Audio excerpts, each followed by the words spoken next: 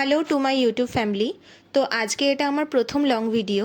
আর আজকের এই ভিডিওতে আমি তোমাদেরকে শেখাবো ভিটিলিগো স্কিনের ওপর কিভাবে ব্রাইডাল মেকআপ করা যায়। অনেকের মেকআপ করার টেকনিক অনেক রকম হয়, কিন্তু আমি বরাবরই ইজিয়েস্ট ওয়েতে কি করে মেকআপ করা যায় সেটাই শেখানোর চেষ্টা করি। আর আজ থেকে আমি আমার ইউটিউব ভিডিওর মাধ্যমে তোমাদের সাথেও কানেক্ট হলাম, যাতে তোমাদেরকেও আমি প্রপার নলেজটা দিতে পারি। তো সবার ফার্স্টে তোমাদের যেটা সুবিধা হবে, একটা ওয়েট ওয়াইপস দিয়ে হোক কি ক্লিনজার দিয়ে হোক ফেসটাকে ভালো করে ক্লিন করে নিতে হবে, যাতে কোনো ডার্ট বা নোংরা বা কোনো ক্রিম স্কিনের মধ্যে না থাকে। স্কিনটাকে হাইড্রেট ও ময়শ্চারাইজ রাখার জন্য আমি রিকোডের ময়শ্চারাইজিং স্প্রে অ্যাপ্লাই সবার করলাম। ফার্স্ট সোপ্রেলের ময়শ্চারাইজার ইউজ করছি। প্রত্যেকটা স্টেপের মাঝে 30 to 40 সেকেন্ড করে একটা গ্যাপ রাখতে হবে। তারপরে ফ্লিকার ময়শ্চারাইজার অ্যাপ্লাই করার পর আমরা কিন্তু এখানে অ্যাপ্লাই করে নিয়েছি রিকোডের একটা গ্লোই প্রাইমার।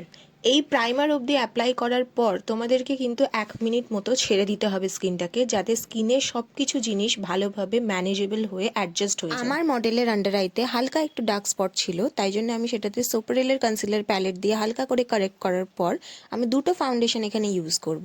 একটা হচ্ছে নার্স আর একটা হচ্ছে ওজি। ভালো করে মেকআপটাকে ব্লেন্ড করতে হবে। ব্লেন্ড যত ভালো করে করবে তোমাদের মেকআপটা লং লাস্টিং তত ভালো করে হবে। আর এই শীতকালে সবাই চায় গ্লোই ডুই একটা বেস মেকআপ, তো সেটাই আজকে আমরা ক্রিয়েট করছি, যার জন্য কিন্তু স্কিন প্রিপারেশনটা মাস্ট। তোমরাও কিন্তু খুব ভালো করে স্কিনটা মেনটেন করে প্রিপেয়ার করো।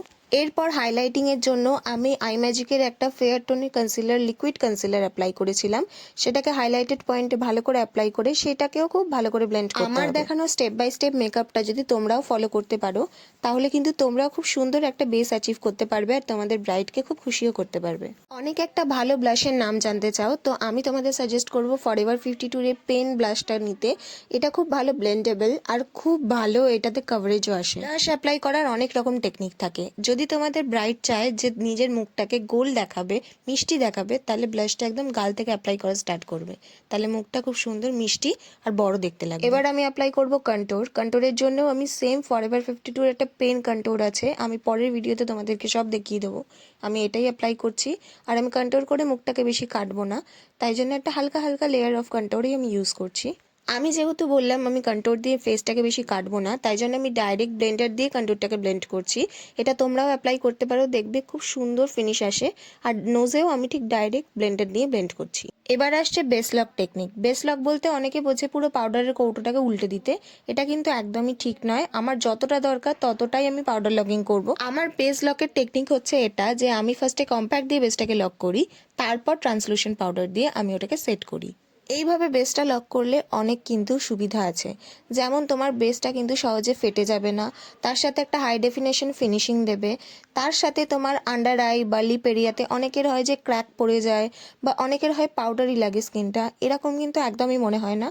প্রত্যেকটা ক্রিম প্রোডাক্টকে পাউডার প্রোডাক্ট দিয়ে সেট করতে হবে, তাই আমি এটা পাউডার ব্লাশ ইউজ করছি। আর তোমাদেরকে দেখিয়ে দিলাম এটা একটা ফেরারুশি ব্র্যান্ডের ব্লাশ, কোন কোন ব্লাশগুলো আমি ইউজ করলাম। তারপর স্কিনটা যাতে পাউডারি না লাগে আর একটুখানি গ্লোটা স্কিনে ফেরত আসে, তাই জন্য আমি স্কিনের ডালবা স্প্রেটা ইউজ করলাম। এটা একটা সিরাম স্প্রে, তোমরাও ইউজ করতে পারো। আর এখন খুব ভাইরাল প্রোডাক্ট, স্কিনে ভীষণ ভালো গ্লো আসবে। তারপর ফরএভার 52 একটা কন্ট্যুর প্যালেট নিয়ে আমি ভালো করে ফেসটাকে কন্ট্যুর করে দিলাম। এটা পাউডার কন্ট্যুর করলাম ফেসটার শেপটাকে মেনটেন করার জন্য। অনেকেই তোমরা জিজ্ঞেস করো কম বাজেটের মধ্যে একটা ভালো হাইলাইটার প্যালেট বলার জন্য, তোমরা ইউ ক্যান বের হাইলাইটার প্যালেট ইউজ করতে পারো। অনেকটা রিজনেবল প্রাইস, অনেকটাই, আর তার গ্লোটা এত ভালো আসে যে তোমরা আমার ভিডিওতে দেখতেই পাবে। সুন্দর ছোট্ট একটা টিপ পরিয়ে আর সেটিং স্প্রে ইউজ করে আজকে আমি আমার বেস মেকআপটা এখানে শেষ করলাম। তোমাদের সাথে পরের ভিডিওতে অবশ্যই আই মেকআপটা শেয়ার করব। ততদিন আমার চ্যানেলটাকে ভালো করে সাবস্ক্রাইব করে রেখো, বেল বাটনটা প্রেস করে রেখো, আর ভালো লাগলে অবশ্যই লাইক আর কমেন্ট করে রেখো। আর তোমাদের মেকআপটা কেমন লাগলো অবশ্যই আফটার লুকটা দেখার পর কমেন্টে জানিও। Thank you, tata.